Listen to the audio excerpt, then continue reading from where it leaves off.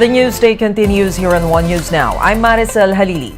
Protest preparations for President Bongbong Marcos' second State of the Nation address, or SONA, are now underway. Even now, some groups are already holding their own assemblies. Giving us more details on this, we have Elaine Fulgencio reporting from UP Diliman in Quezon City. Elaine, how many protesters are we expecting? Maset, tomorrow, thousands of demonstrators are expected to gather along Commonwealth Avenue in Quezon City as the president delivers his second SONA. Political coalition, Bagong Alyansang Makabayan or Bayan, is in charge of organizing the protest dubbed as the People's SONA. For now, Bayan Timog Katagalugan is holding a People's Summit which tackles various issues that have plagued the region under the first year of Meanwhile, they prepared a 13 combat boot. Some sectoral demands and campaigns are entangled on the boot's laces, including unlivable wages and skyrocketing prices of basic goods, among others. The soles of the boot, meanwhile, display scenes of hardship experienced by the Filipino people. Ang nagawa lang po ni Marcos, ang nakikita natin ay yung puro biyahe niya na gamit ang sa pamamagitan ng paggagasta ng pondo ng bayan, isang magagarbong biyahe.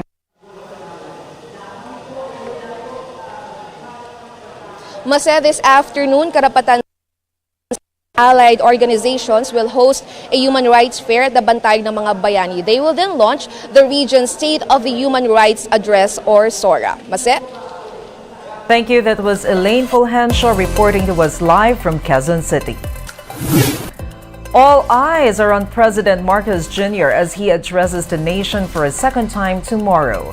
This year's SONA will have over 2,000 guests in attendance. These include members of both chambers of Congress, former president, sectoral stakeholders, and some foreign dignitaries.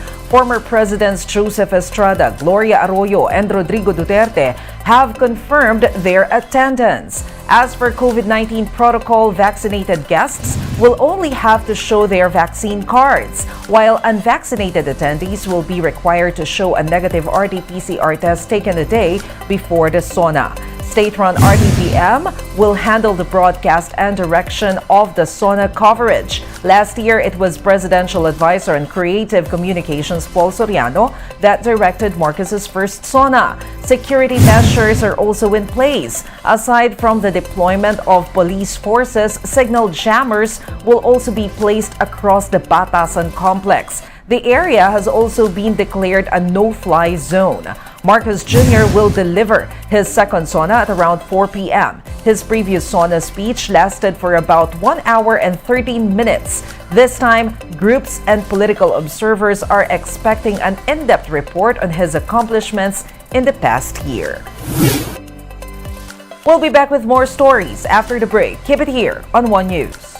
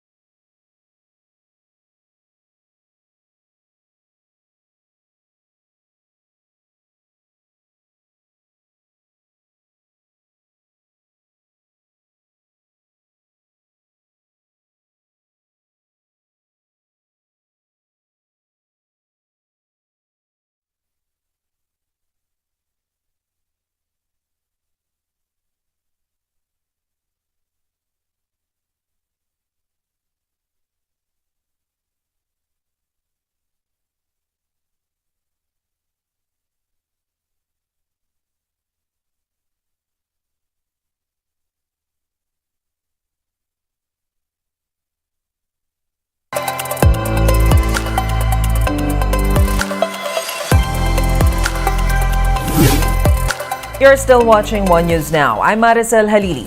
Egay has intensified into a severe tropical storm over the Philippine Sea.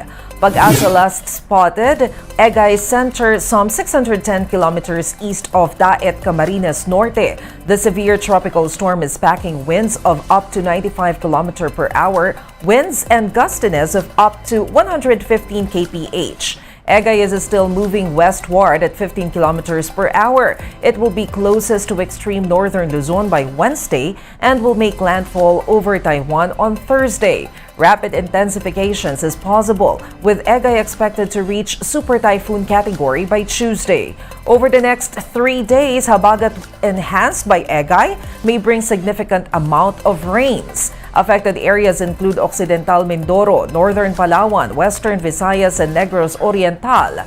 Meanwhile, partly cloudy skies with chances of thunderstorm are expected over Metro Manila.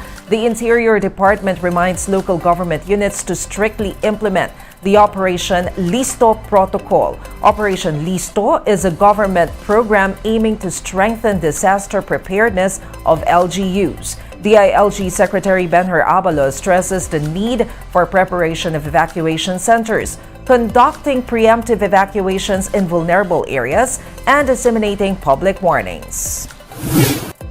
Let's now take a quick look at other top stories we're watching. The Health Department says all pandemic-related orders are lifted following the termination of the COVID-19 public health emergency. These include the requirement for wearing masks in public transportation and other settings. Most beneficiaries of the Pantawid Pamilyang Pilipino program, or 4Ps, are expected to be delisted.